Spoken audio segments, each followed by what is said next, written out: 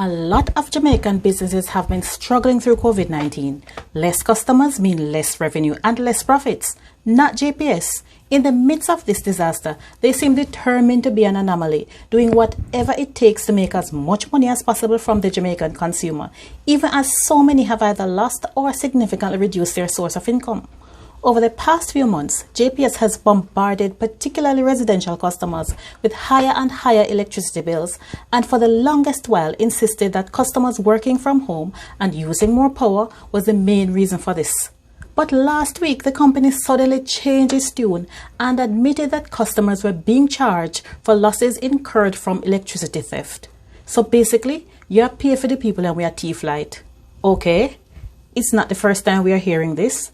But what I think people are having a hard time with is 1, the sudden increase that only began in recent months, and 2, the amount of the increase. Some people are reporting that them light bill almost double since March.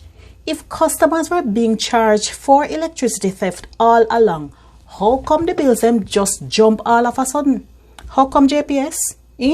How come? The company responded on Twitter to customers' outrage, saying that losses incurred due to illegal activity is shared between JPS and all its customers. How is it shared? Well, according to JPS, 27% of its revenue is lost to electricity theft. The company absorbs 7% and slaps customers with the remaining 20% on their bills. Ono is a wicked and unconscionable set. Here's what JPS Director of Corporate Communications and Customer Service, Winsome Callum, said in a Facebook Live on Friday, July 3rd. JPS right now, the percentage profit that JPS is making as a business is about 5% profit on all right. You have $1 billion US dollar business. You invest every single year at least $100 million US dollars, and at the end of 2019, your profit is 20 million. Okay, poor JPS. We are invest on bag of money and barely make a profit. And its 2018 annual report showed that profits had increased by 26%, and the company was able to pay US $10 million in dividend to shareholders. On top of that, customers in Jamaica paid 31 US cents per kilowatt hour in 2018, more than double the world average, which is just 14 cents per kilowatt hour. In Japan, where JPS shareholder Marubeni is from, the average price people pay is 27 cents per kilowatt hour. South Korea, the home of another shareholder, EWP, average cost per kilowatt hour is 10 cents. Just imagine a poor country like Jamaica, where the minimum wage is barely above $50 US per week. We are paying significantly more for electricity than most developed countries. But back to the thieving of light.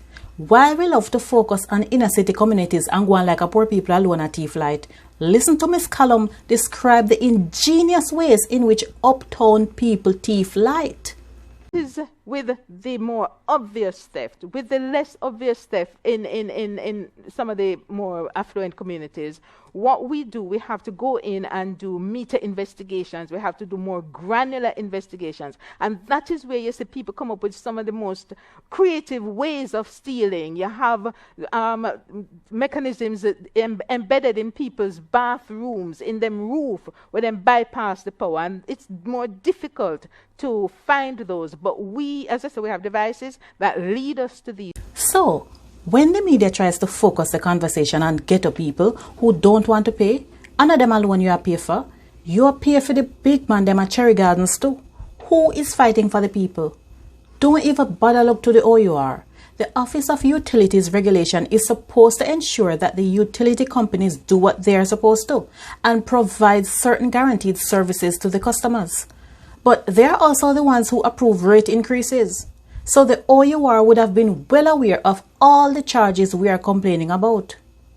Anyway, the government has finally decided to intervene, and the OUR has begun an audit that is expected to be completed in August.